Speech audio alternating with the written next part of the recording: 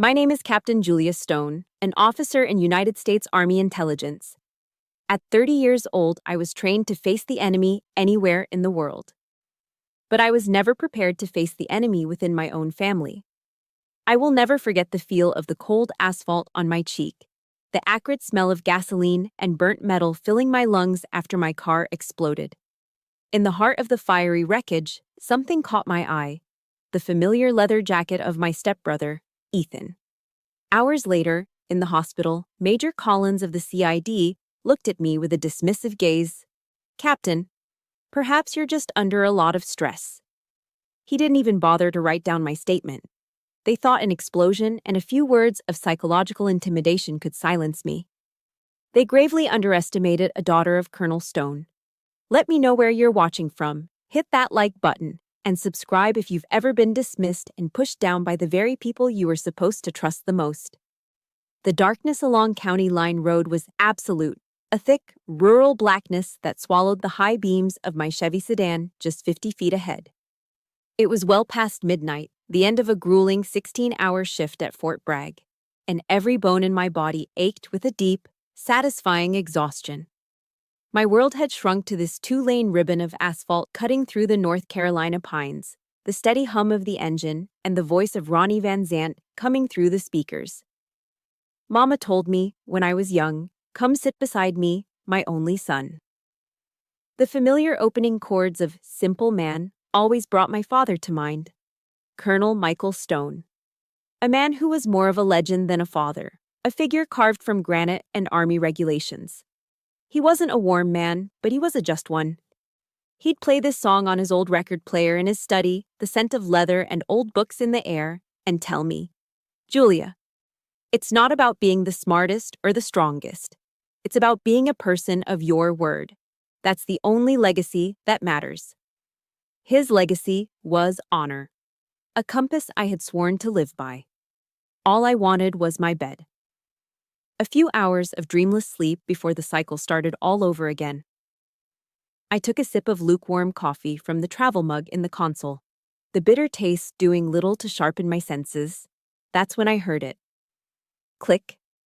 Click clack. It wasn't the sound of a rock kicked up from the road. It was a dry metallic sound coming from underneath the chassis. It was deliberate, rhythmic. My entire body went rigid. Every ounce of fatigue vanished, replaced by the ice-cold adrenaline of pure training. My grip tightened on the steering wheel. My eyes scanned the empty road ahead, the dense tree line on either side. My mind, the intelligence officer's mind, started running threat assessments. This wasn't a mechanical failure. This was a trap. I didn't slam the brakes. I eased my foot onto the pedal, smoothly guiding the car to the gravel shoulder, letting it roll to a stop under a large oak tree. I killed the engine and the headlights, plunging myself into near-total darkness. Silence descended, thick and heavy. For a moment, the only sound was my own heart hammering against my ribs. I took one deep, controlled breath, my hand moving to the door handle. The moment my fingers closed around the cold plastic, my training screamed one last warning. Get out, now. The instant I pushed the door open, the world didn't just explode, it was unmade. First came the pressure wave, a silent, violent fist that slammed into my chest, stealing the air from my lungs. Then came the sound, a deafening, gut-wrenching roar that felt like it tore the sky apart. The world flashed a brilliant, searing white. I was lifted, thrown through the air like a rag doll, every nerve ending screaming in protest. I landed hard on the asphalt shoulder, the rough surface scraping my cheek raw. The ringing in my ears was so loud it was its own form of silence. Heat, intense and suffocating, washed over me, and the air was instantly choked with the sickeningly sweet smell of gasoline and the acrid stench of burning metal and plastic. Pain was a symphony. A sharp, piercing agony in my shoulder, a dull, throbbing fire along my back. My vision swam, flickering between the black sky and the monstrous orange blossom of fire that had been my car. Through the haze of shock, my training fought to the surface. Observe, assess, report. And then I saw it. There, just at the edge of the inferno, illuminated by the pulsating flames, was a shape. a piece of clothing. It wasn't just any piece of clothing, it was a worn, brown leather jacket, the collar frayed, a familiar tear on the left sleeve.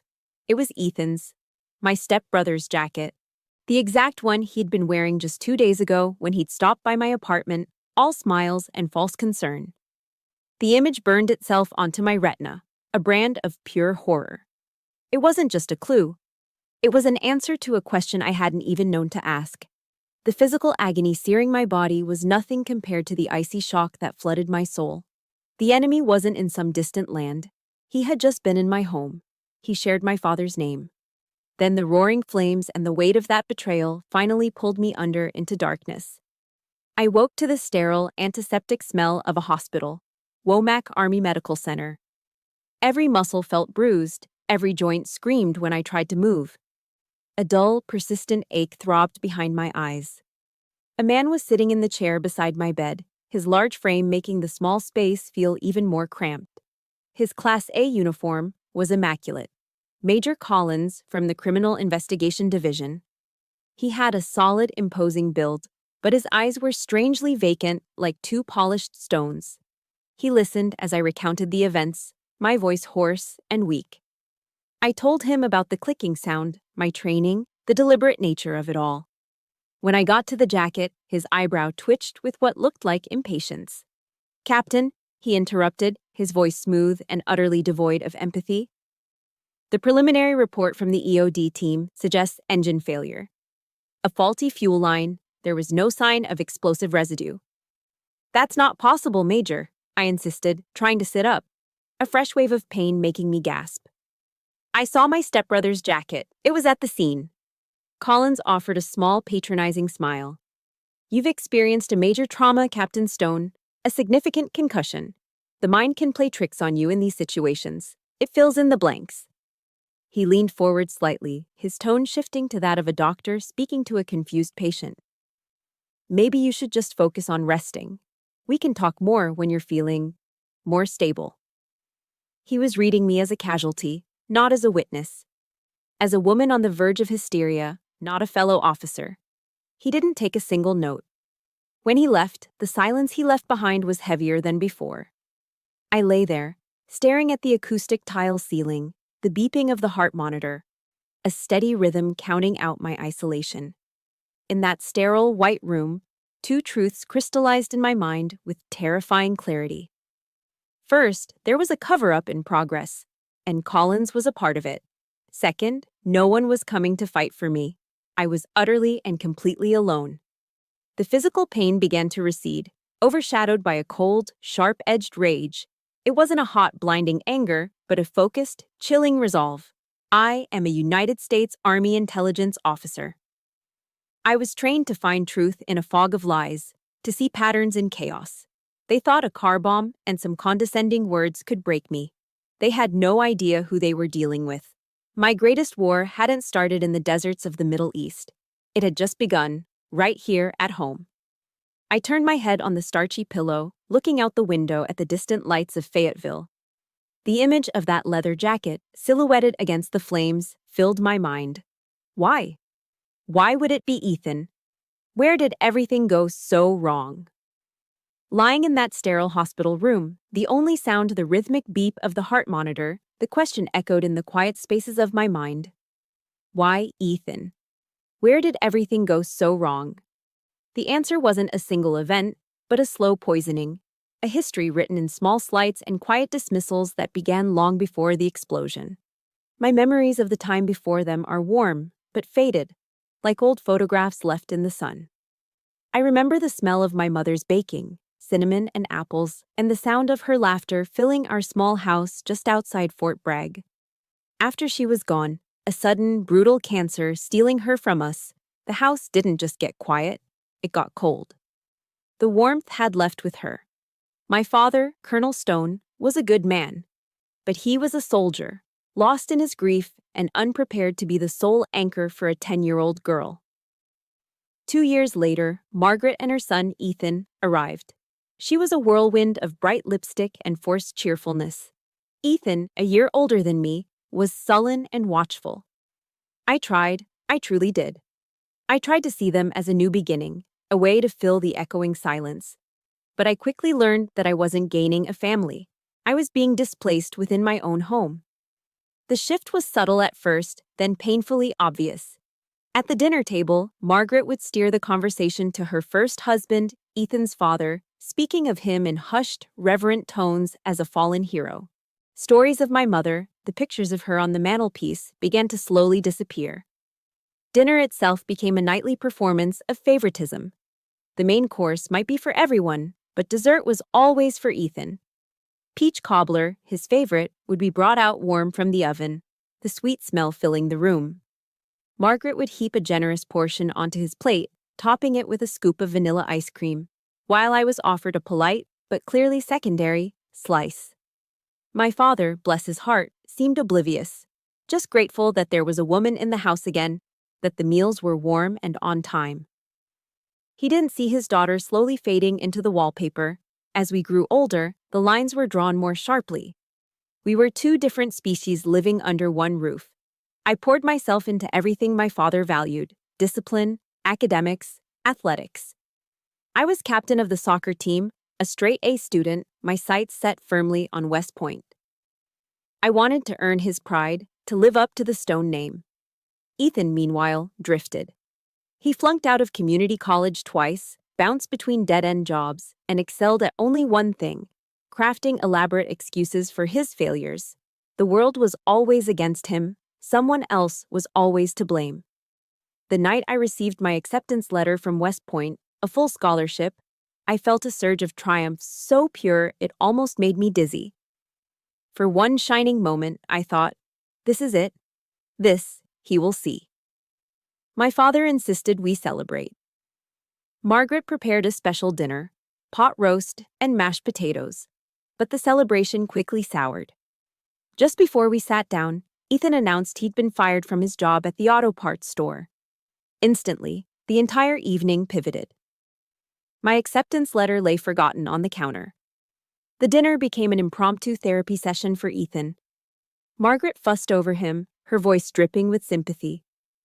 "Oh, honey, that manager never appreciated you." My father sighed, running a hand over his face, his expression one of weary disappointment. Not with Ethan, but with the world that kept being so unfair to his stepson. Later that evening, as I was clearing the dishes, Margaret cornered me in the kitchen. Her smile was gone, replaced by a look of stern reproach. "Julia," she said, her voice low, "you don't need to flaunt your achievements like that. Think about your brother's feelings." The words landed like a physical blow. It was the first time I understood the twisted logic of our home. My success wasn't a cause for celebration. It was a burden, an insult to Ethan's fragility. From that day on, I learned to keep my victories to myself.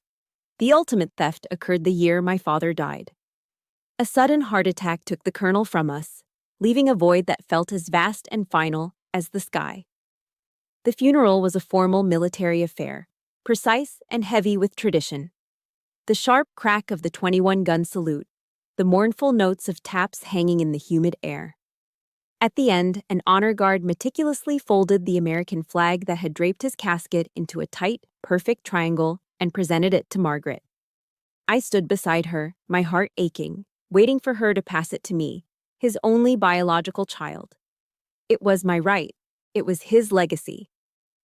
Instead, she turned and placed it firmly in Ethan's hands. In front of everyone, his fellow officers, our friends, our family, she announced, "Your father would have wanted his son to have this." The lie was so audacious, so public, it left me breathless. Ethan accepted it without a flicker of shame, clutching it to his chest as if he'd earned it.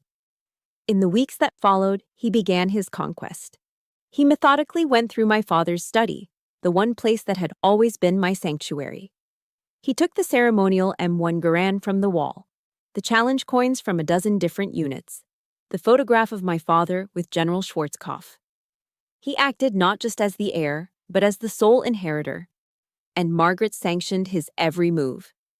I was watching my father's legacy, my legacy, being dismantled and stolen right before my eyes. The final warning sign, the one I truly failed to heed, came just before I left for basic training.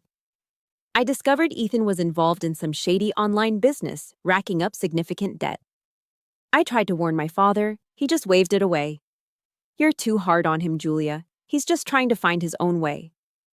After Dad was gone, I brought my concerns to Margaret. Her face hardened, her eyes flashing with fury. How dare you spread lies about your brother? Are you that jealous of him? That blind, suffocating defense had nurtured a monster. And lying there in that hospital bed, the memory of her furious face as vivid as the pain in my shoulder, I finally understood. Long before the explosion, the lines had been drawn, the sides had been chosen, and I was not on theirs. If you've ever felt like the outsider in your own family, if you've ever had your successes downplayed to protect someone else's feelings, please hit the like button for every quiet victory they never acknowledged. And in the comments, just type a simple, "I see you." Because sometimes that's all we ever needed to hear. My eyes drifted back to the hospital window. The past wasn't just a memory, it was a map, charting a direct course from those poisoned family dinners to the fiery wreckage on County Line Road. But my journey wasn't over. I had to go back even further to the one moment that should have been the pinnacle of my life. Even in my proudest moment, I was still just a shadow. The drive back to my off-base apartment was a blur of humiliation. A week out of the hospital, my body still a roadmap of aches and purple bruises, I had hoped to reclaim some small piece of my life. I'd planned to go to my office, use my security clearance, and start digging. Information was my weapon, my territory. But they had been waiting for me. I was stopped before I even reached my desk. Major Collins stood there, his posture rigid, flanked by two stone-faced military police officers. Their presence was overkill, a piece of theater designed for maximum effect. "Captain Stone," Collins said, his voice flat, devoid of any emotion. It was the voice of a man reading a weather report.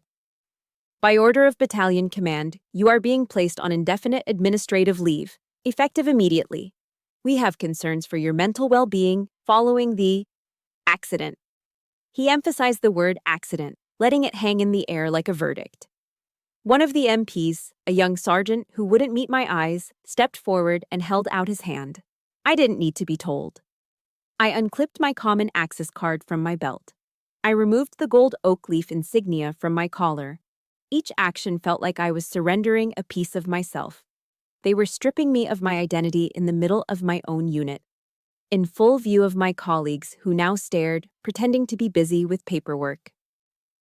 It was a public execution of my career, a clear message to everyone watching. She is no longer one of us. My apartment, once my sanctuary from the rigid structure of military life, transformed overnight into a prison. The four walls seemed to close in on me, the silence amplifying the frantic thoughts racing through my head.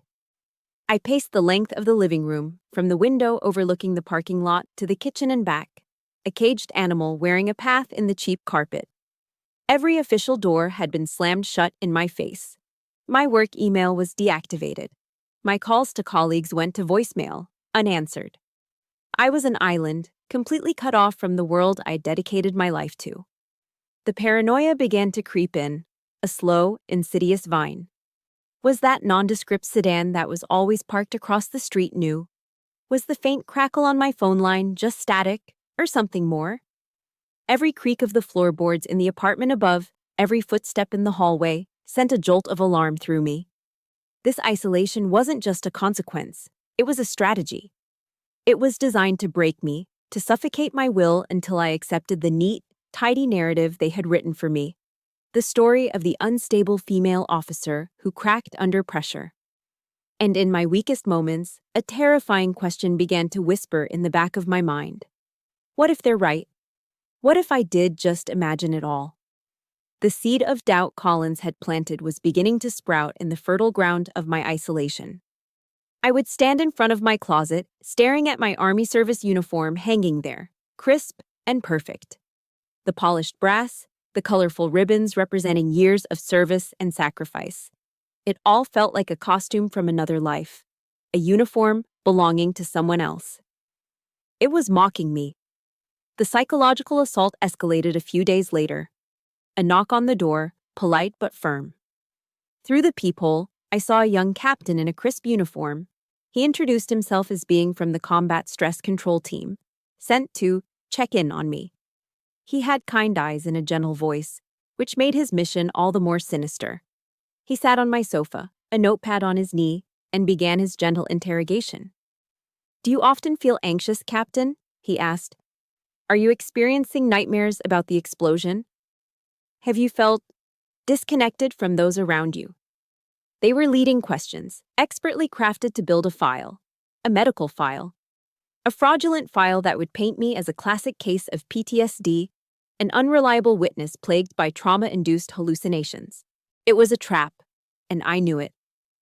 I gave him clipped, one-word answers, my posture rigid with defiance.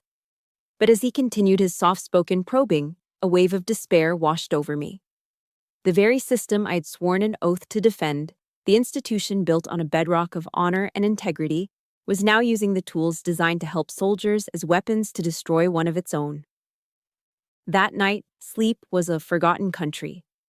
I sat in the dark, the blue light of my laptop screen illuminating my face, scrolling endlessly through the meaningless chatter of the internet.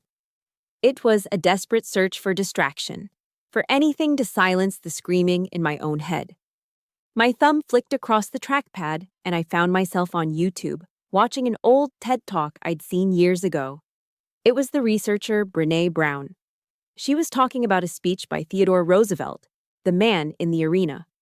The words on the screen felt like they were being projected directly into my soul. "It is not the critic who counts," she quoted, her voice filled with passion.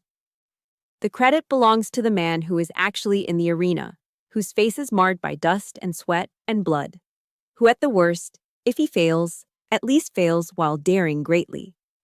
Something inside me shifted, a jolt, like a circuit being reconnected after a power failure. The self-doubt, the fear, the suffocating helplessness, it all receded, replaced by a single, powerful realization. I am in the arena. This is the fight of my life. My face is marred by the literal asphalt of County Line Road. I cannot sit here in the dark, waiting for the system to either absolve me or condemn me. I cannot let them write my story. I have to fight back. I wasn't a patient. I wasn't a victim. I was a soldier. And a soldier's duty is to fight. My fingers flew across the keyboard, no longer aimless. I searched for a name, a number I hadn't dialed in years but had never forgotten. A name from my West Point days. A woman who saw the world in code and data streams. A digital ghost who could walk through firewalls without getting burned. My best friend, my sister in arms, Nora. My hand was steady as I picked up the phone. This call would change everything.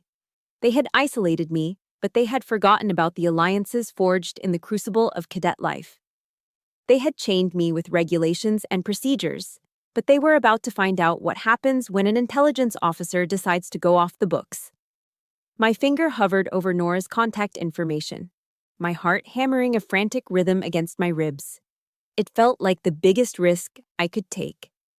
After being betrayed by my family and gaslighted by the system, trusting anyone felt like an act of insanity. I was terrified that she, my brilliant, pragmatic, no-nonsense best friend, would be the final person to tell me I was crazy. But the words of Brene Brown echoed in my head. "Show up, let yourself be seen." I pressed the call button. The phone rang twice, then a familiar, rapid-fire voice cut through the silence. "Stone, it's after midnight. This better not be you trying to get me to go for a beer at Patty's Pub in Fayetteville." A shaky laugh escaped my lips. "Not tonight, Nora." I took a deep breath, the kind you take before you step off a cliff, and the story poured out of me. It wasn't a structured intelligence report. It was a desperate, jumbled torrent of words. The explosion, the smell of burnt metal, the impossible sight of Ethan's leather jacket, Major Collins's condescending smile, the forced administrative leave, the psychological evaluation. I didn't stop, didn't pause for breath, terrified that if I did, my courage would fail me and the words would get stuck in my throat forever. When I finally finished, the silence on the other end of the line was deafening. It stretched for 5 seconds, then 10. My stomach twisted into a knot. This was a mistake, I thought. She thinks I've lost it. Then Nora's voice came back, and it was the clearest, most solid thing I'd heard in weeks. Listen to me, Jay, she said, her tone devoid of any doubt. It was the voice of an operator, a problem solver. They made one fatal mistake. They messed with the 2 top graduates of our West Point class. A wave of relief so powerful it almost buckled my knees, washed over me. Tears I hadn't allowed myself to shed welled in my eyes. She believed me. Send me everything you have, she commanded. Every detail. Leave nothing out. For the next 48 hours, Nora went dark. I knew she was working, moving through the digital world like a phantom. She was stationed at Fort Gordon in Georgia, the Army's cyber warfare hub. But she operated in a space that had no geography. She used secure networks, back channels, and skills that were technically outside her job description but were second nature to her. I spent the time in a state of suspended animation, caught between hope and dread. The call came on the 3rd day, through an encrypted messaging app. I have good news and bad news, Nora's voice said, crisp and clear. Give me the good news first. I need it. The good news is, you're not crazy, she said. I let out a breath I didn't realize I'd been holding. The bad news is, this is much worse than you think, she explained. Someone had flagged my security file with the tag, Alpha 7. It was a high-level counterintelligence marker, usually reserved for internal threats, spies, or assets being monitored for treason. It gave them carte blanche to track my entire digital footprint. They're reading your emails, Jay, she said, her voice grim. They're logging your web history, tracking your cell phone's location. You've been operating under total surveillance since the day after the explosion. The calculated cruelty of it was breathtaking. They weren't just ignoring my claims, they were actively building a case against me. Now we fight back, Nora said, and I could hear the familiar click of her keyboard. Let's start with your esteemed stepbrother, Meridian Tactical. Guided by Nora, I plunged into the world of open-source intelligence, or OSINT. It was a world I knew well, but I had never been the target before. We started with public records, peeling back the layers of Ethan's so-called consulting firm. What we found was a classic Russian nesting doll of deception. Meridian Tactical's address was just a P.O. box in Wilmington. Its parent company, registered in Delaware, was a shell. That company was paid by another consulting firm with no employees, which in turn received massive, vaguely described payments from a major defense contractor. Then Nora found the money trail. Following a complex web of transactions, she located the final destination, a private account in the Cayman Islands, an account belonging to one Ethan Vance. The transfer notes were laughably arrogant. Special project expenses. This is classic money laundering, Jay, Nora said, a note of grim satisfaction in her voice. He's not just a failed community college student anymore. He's skimming millions off of defense contracts. He wasn't just trying to get rid of you, he was silencing a potential witness. It was a motive, solid and ugly. But then Nora found something else, something that made the blood run cold in my veins. While probing the firewalls of Meridian Tactical's servers, she found a back door, a hidden digital tunnel. It created a direct, untraceable link to a server cluster inside the Department of Defense network, a server located right here at Fort Bragg. The implications hit me with the force of a physical blow. Nora's voice dropped to a near whisper. Jay, this isn't a joke. Ethan is not acting alone. He has an inside man. Someone with the authority to set up this connection, to flag your file with an Alpha 7. It could be Collins, or it could be someone much, much higher up the chain of command. She paused, letting the weight of her words sink in. From this moment on, you trust no one. You speak to no one. You are officially operating in enemy territory. An email notification pinged softly on my laptop. It was from a heavily encrypted address I didn't recognize. The subject line was just 5 words. They're watching you, Jay. Be careful. Inside was a single attachment, a screenshot of my own security file, the red Alpha 7 flag glowing like a malevolent eye, and a short message from Nora. Whoever's doing this has high-level access. We need physical proof, something they can't delete. The truth was now horrifyingly clear. The enemy wasn't just my family, he was in my army. And to get the proof I needed, I had to do the one thing I was dreading most. I had to go back home. I had to walk back into the tiger's den. The 2-hour drive to Wilmington felt like a tactical insertion into enemy territory. My objective was clear: retrieve physical evidence. My cover story was plausible. The repentant daughter seeking to make peace and talk things through. But beneath the calm exterior of a trained intelligence officer, the heart of a daughter was quietly breaking. I was about to use the language of family, reconciliation, forgiveness, as a weapon. A part of me felt sickened by it. Another part knew I had no other choice. Margaret opened the door, her smile as brittle as sponge sugar. "Julia, darling, what a surprise!"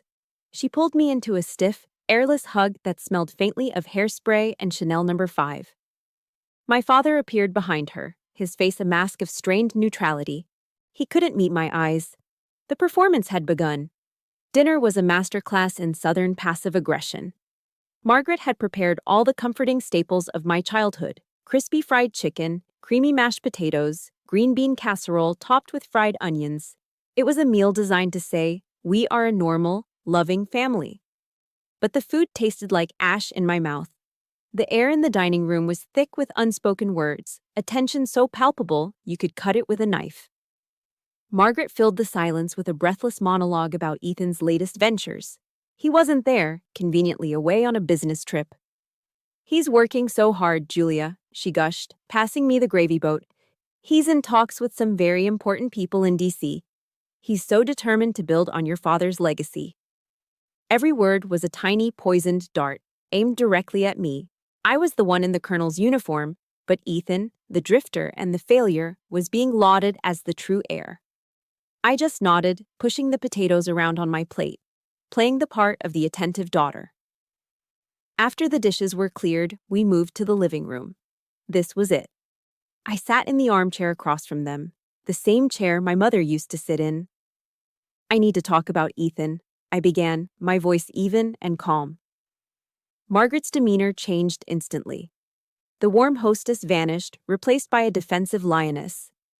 "Oh, here we go again," she snapped, her voice sharp. "Can't you just leave your brother alone? Hasn't he been through enough?" "He tried to kill me, Margaret." I said the words plainly, without heat, letting them land in the quiet room. "That is a vicious, horrible lie," she shot back. I turned to my father. He was staring at his hands, twisting a linen napkin into a mangled knot. He wouldn't look at me. "Dad," I pleaded, my voice softer now. "Nora and I found things. His company, Meridian Tactical, it's a front. He's laundering money." My father finally looked up, his eyes filled not with anger or disbelief, but with a profound, soul-deep weariness. "Julia," he said, his voice barely a whisper. Maybe you should just let CID handle this. Don't stir things up anymore. For the family." For the family. The phrase wasn't a plea, it was a cage.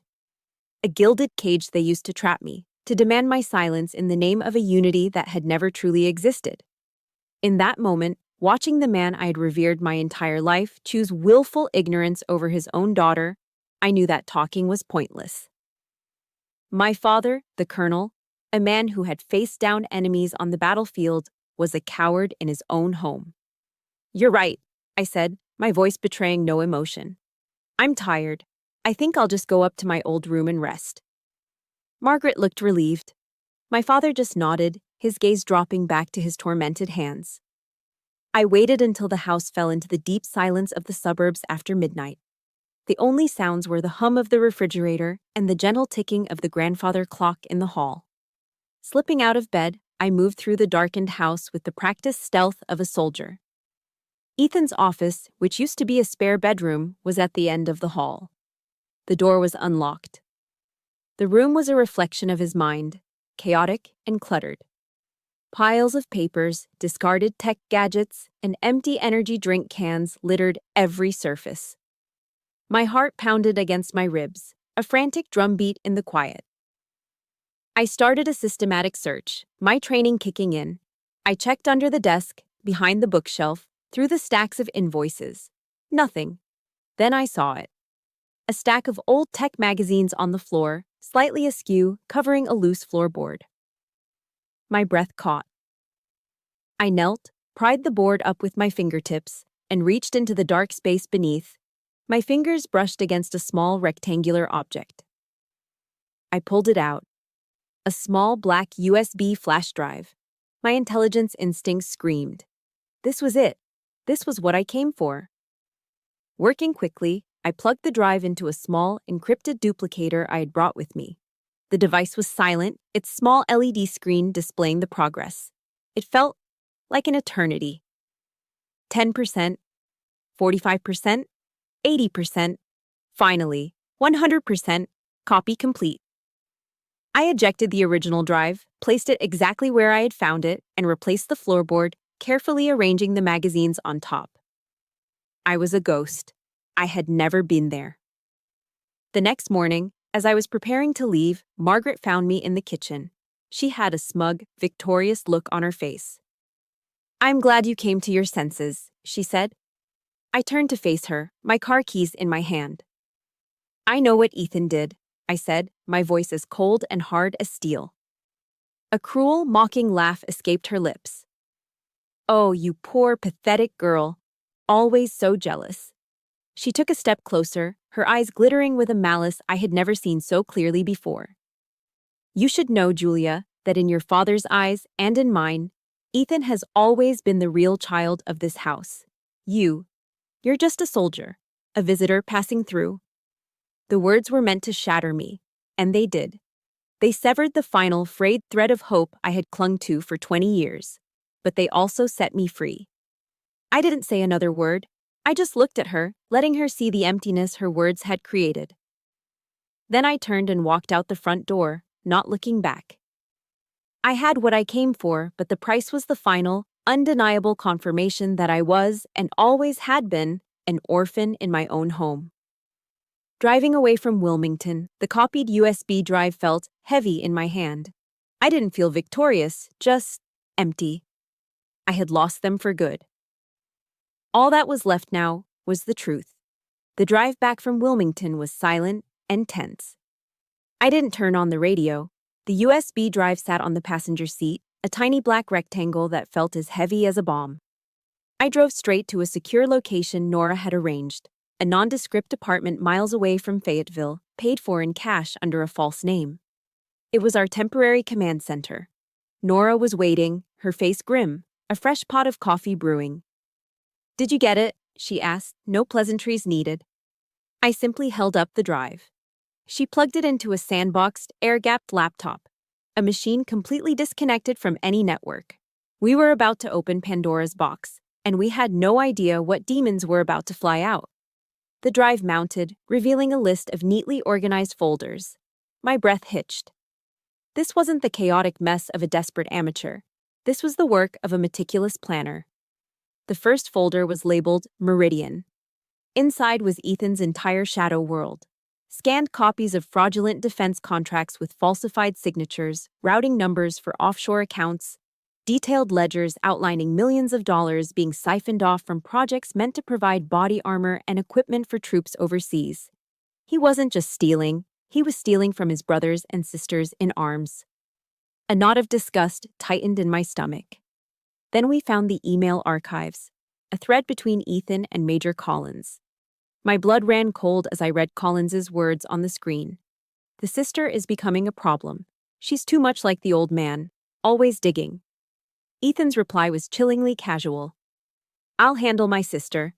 You just make sure the official report is clean." Collins's final email was a promise. "Consider the nuisance handled." There it was. The conspiracy spelled out in black and white. But the worst was yet to come. One folder stood out, its name in all caps, encrypted with a password I knew instinctively. My mother's birthday. Special materials. My hand trembled as I typed it in.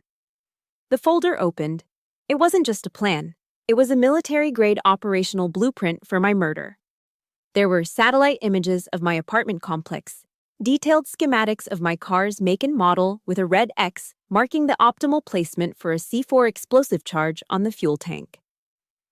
There was a log of my daily movements, my trips to the gym, the grocery store, my route to and from Fort Bragg, all tracked with terrifying precision. This wasn't a crime of passion born of jealousy. This was a cold, calculated execution. And then Nora clicked on an audio file. Ethan's voice filled the small room, stripped of its usual whining tone, replaced by something flat and reptilian. "Just make it a big enough blast to look like an accident," he said to an unknown person on the other end of the line. "No traces? She just needs to disappear." I felt the blood drain from my face. I could hear the dispassionate tone, the complete lack of humanity. This was the voice of a monster my family had created, nurtured, and protected. But the true heart of his darkness, the absolute depth of his depravity, was in the final folder. It was labeled Plan B. It was a psyop, a complete psychological operations campaign designed to utterly destroy me in the event the assassination failed. I felt a wave of nausea as I scrolled through the documents. There were forged medical reports, backdated over a year, detailing fabricated sessions with an army psychologist, diagnosing me with paranoid delusions and chronic instability. There were handwritten notes in what looked terrifyingly like Margaret's handwriting, listing my psychological vulnerabilities, my grief over my mother's death, my complicated relationship with my father, my intense professional ambition. All of it was weaponized, twisted into evidence of a broken mind. Collins was listed as the handler for this phase, tasked with planting these documents and discrediting any claims I might make. They hadn't just wanted to kill my body. They wanted to obliterate my soul. They wanted to erase my honor, my career, my sanity, my very truth. Ensuring that Captain Julia Stone would be remembered, if at all, as a tragic, crazy woman who simply lost her way. I looked at Nora. Her face was pale, her jaw set in a line of pure fury. I expected to feel broken, to shatter into a million pieces. But I didn't. The shock, the horror, the nausea, it all burned away, leaving behind something hard and clear and cold. It was the icy calm that comes before a battle. "They want a war, Nora," I said, my voice steady. "They're going to get one." We spent the next 6 hours huddled over the laptop, not as victims, but as strategists. We weren't planning revenge, we were planning a counteroffensive. We codenamed it Operation Exposure. It would be a two-pronged assault. The first prong, information warfare. Nora identified a legendary investigative journalist, a man my father had respected, known for his integrity and his refusal to back down from powerful people. We would compile a carefully curated evidence package, the money trail, the emails, the audio file, and send it to him anonymously.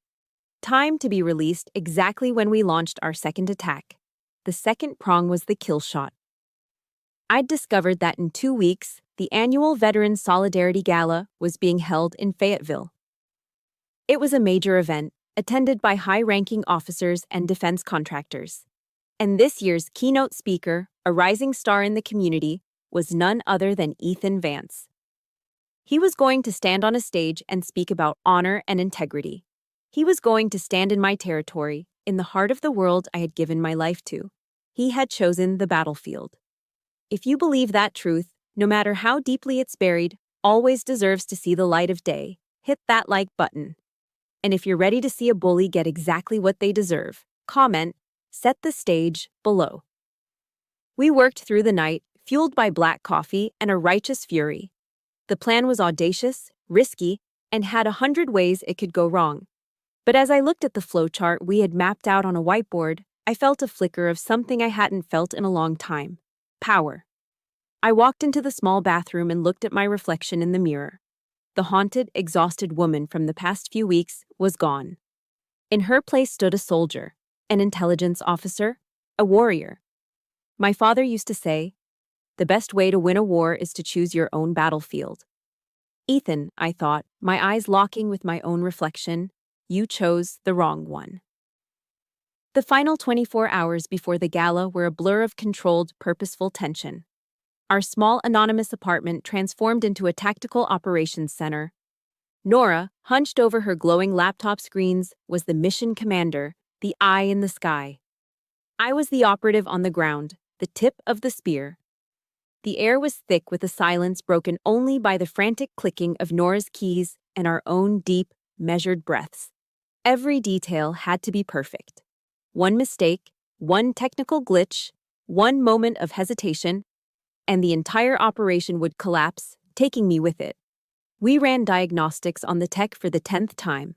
A micro camera, no bigger than a shirt button, was seamlessly integrated into the front of my dress uniform jacket.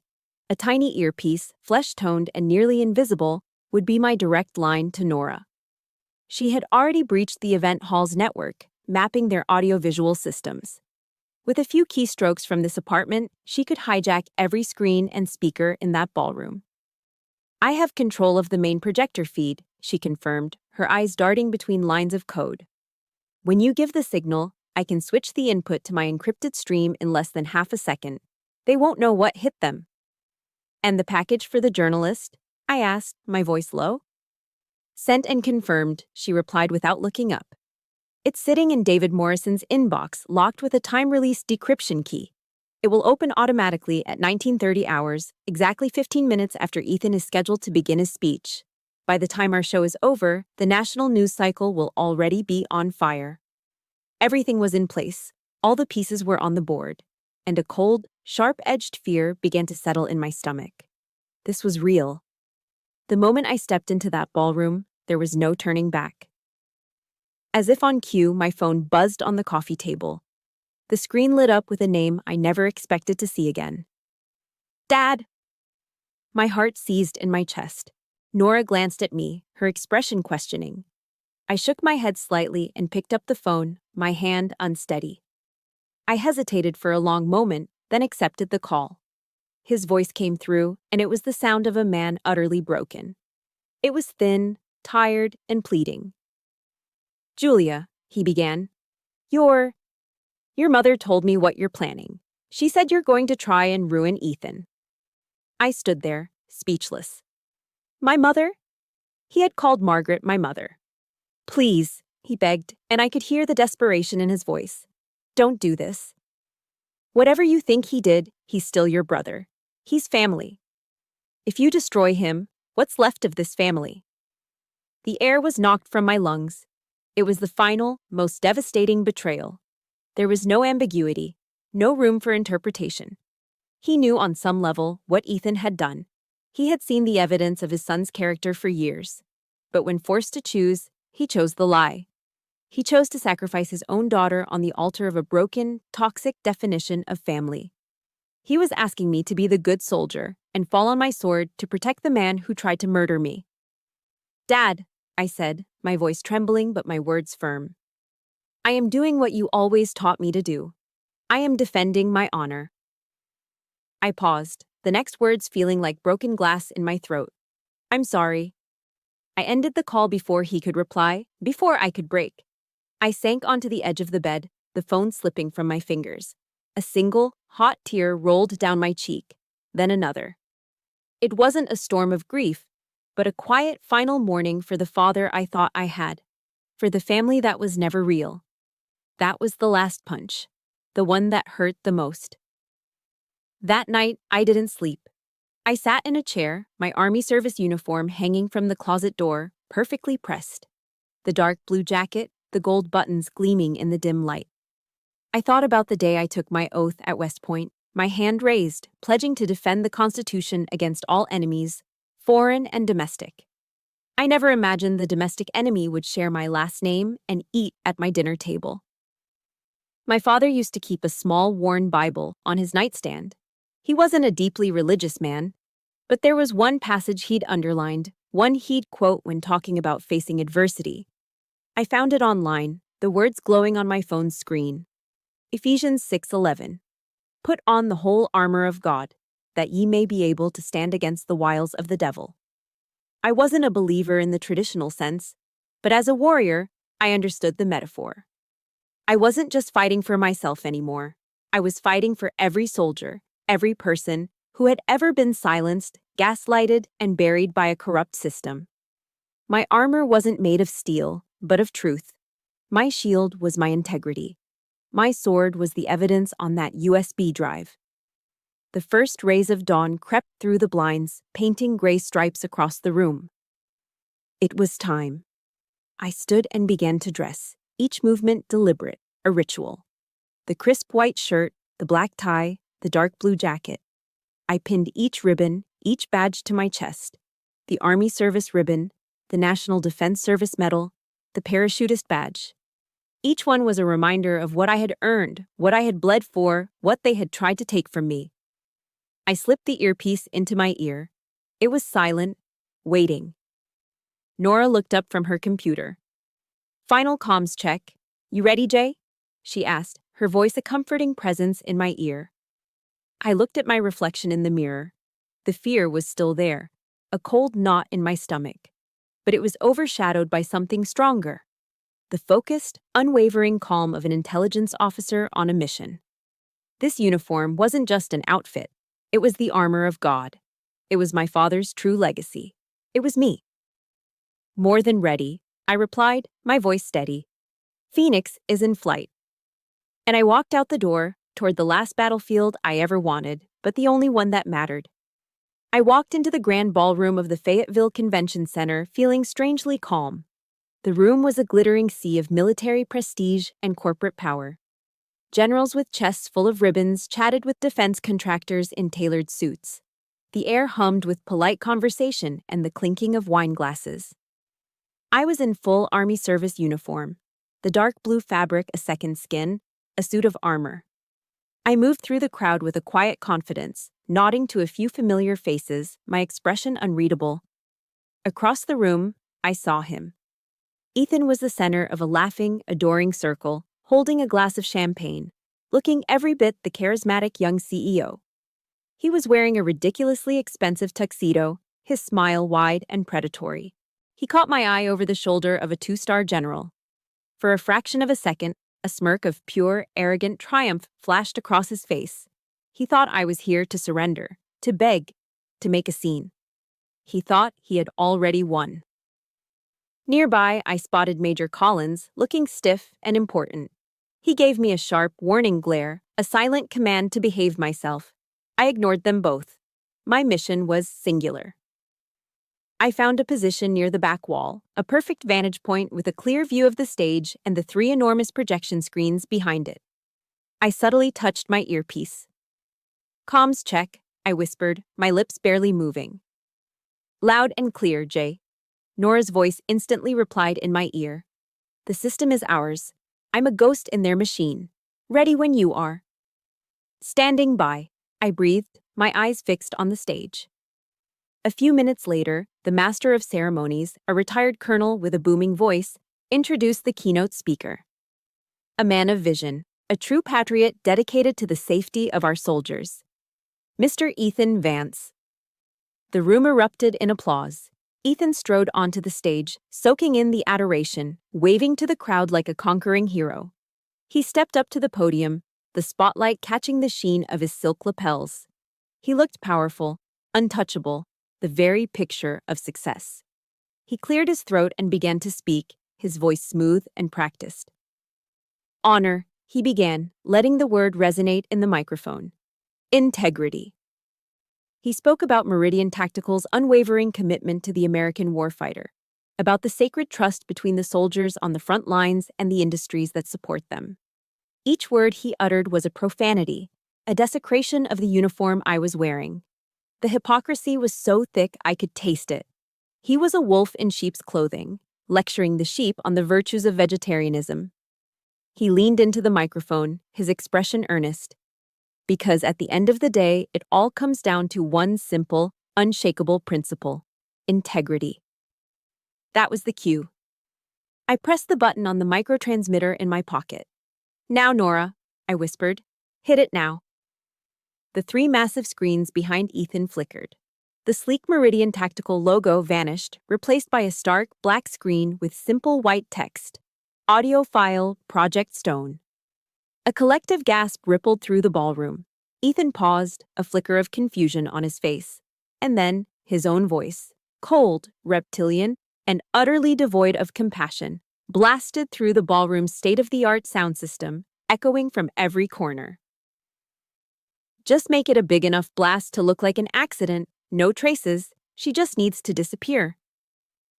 The audio looped, playing again. No traces, she just needs to disappear. A dead, suffocating silence fell over the room. 200 people held their breath in unison. On stage, the blood drained from Ethan's face. He looked like he'd been shot. The screens behind him changed again, now displaying a rapid-fire slideshow of evidence. Scanned copies of the fraudulent contracts, the signatures a perfect match to the one on his driver's license, bank statements from the Cayman Islands showing millions of dollars in deposits. The email exchange with Major Collins, their words damning them in crisp digital text. The silence in the room broke. A low murmur started, then grew into a wave of shocked, angry whispers. People were standing up, pointing at the screens, then at the man on the stage. Ethan stood frozen at the podium, his mouth opening and closing like a fish, no sound coming out.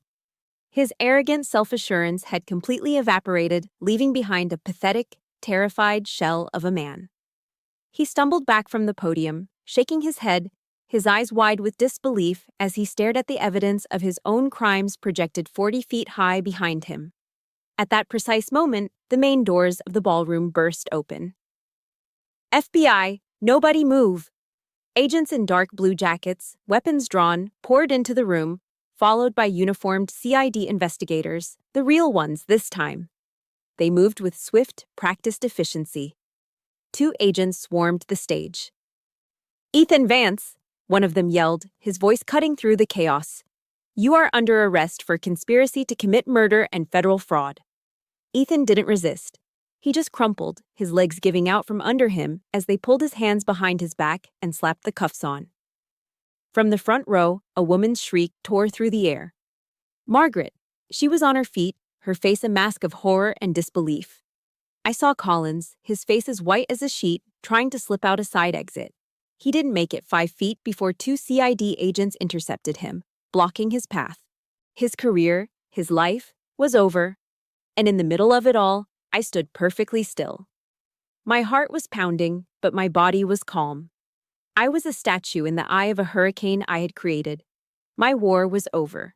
I had faced the enemy on my own terms, on my own battlefield. Justice hadn't been found in a quiet, sterile courtroom. It had been delivered, loud and clear and undeniable, under the bright lights of a stage, for the whole world to see. Amidst the chaos of flashing cameras and shouting agents, my eyes scanned the crowd and found my father. He was standing near the back, his face a canvas of pure, unadulterated shock. Our eyes met across the room. I didn't see pride in his gaze. I didn't see relief. I just saw the wreckage of a man who had lost everything. In that moment, I understood. My victory was his, and Margaret's and Ethan's final, absolute ruin. The brief, sharp thrill of triumph faded, replaced by the heavy aftershock of loss. The aftermath of the gala was a media firestorm. The story was everywhere. CNN, Fox News, The Washington Post. They called me a hero, a courageous whistleblower. Captain Julia Stone, the officer who exposed a multi-million-dollar fraud ring and a murder plot that reached into the highest levels of the military-industrial complex. The FBI's investigation widened, a net that caught a dozen more corrupt officers and executives. Meridian Tactical imploded, its assets frozen, its name becoming a byword for corruption. Major Collins was arrested, his career ending not with a bang, but with the quiet, humiliating click of handcuffs. I was vindicated. I was celebrated. And I had never felt more empty. Victory, it turned out, had the bitter taste of ashes. Every news report, every congratulatory call from a former colleague felt hollow. I had won the war, but in doing so, I had burned my entire world to the ground. A week later, my father called. He and Margaret wanted to see me. I knew I shouldn't go, that there was nothing left to say, but some broken, hopeful part of me, the part that was still a 10-year-old girl who missed her mom, agreed. We met at a small independent coffee shop halfway between Fayetteville and Wilmington. It was a neutral ground, a sterile environment for the final autopsy of our family. The air inside was thick with the smell of roasting coffee beans and a grief so heavy it felt like a physical weight. Margaret's face was puffy and swollen, her eyes red-rimmed from crying. She looked older, smaller, all the fight gone out of her. My father just looked gray, as if all the color had been drained from his world. Margaret started, her voice a pathetic, trembling whisper. "Julia, please," she sobbed, reaching a hand across the table, which I did not take. "You have to tell them it was all a misunderstanding. You can retract your statement.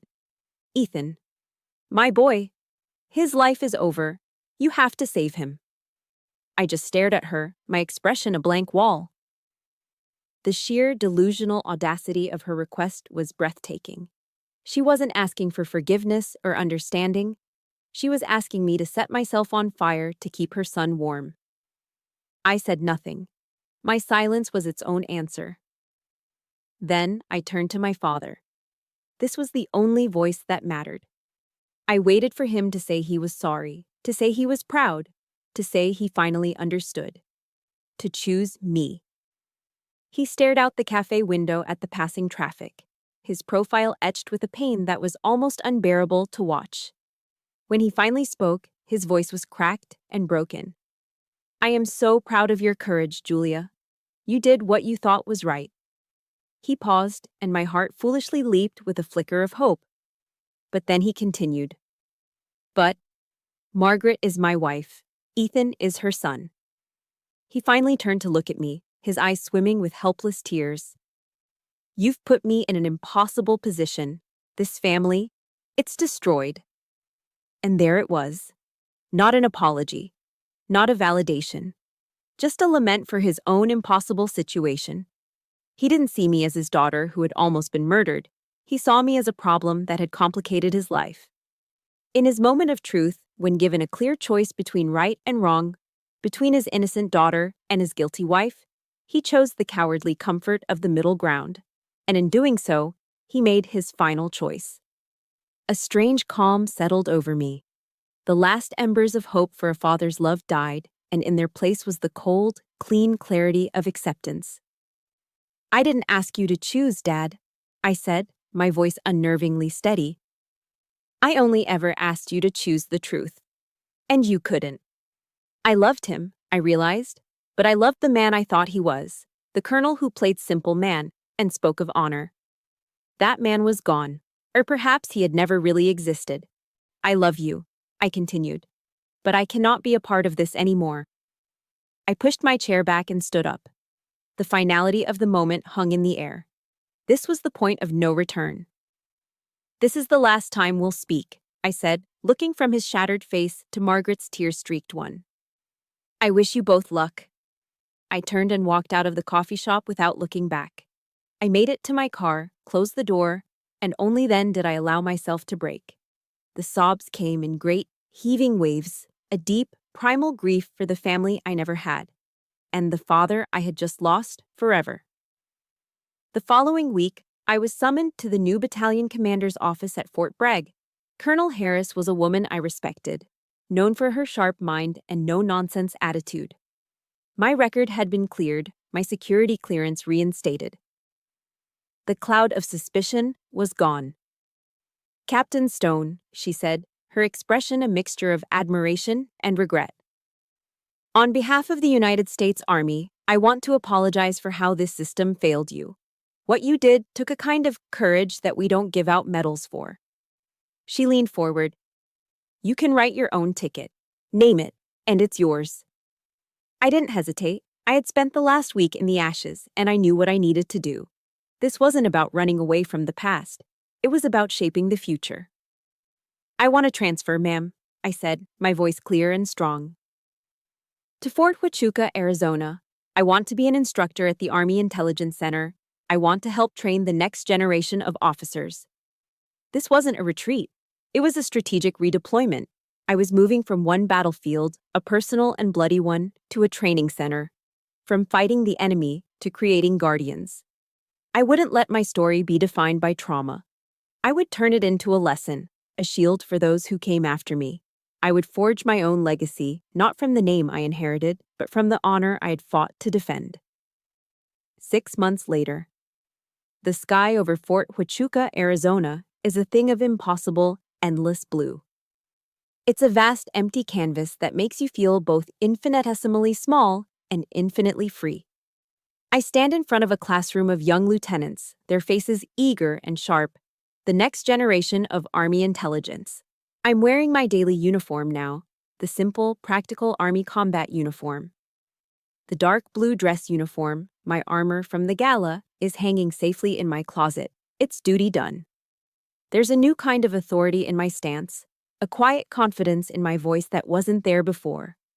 The brutal beauty of the Sonoran Desert has become my sanctuary, my place of healing.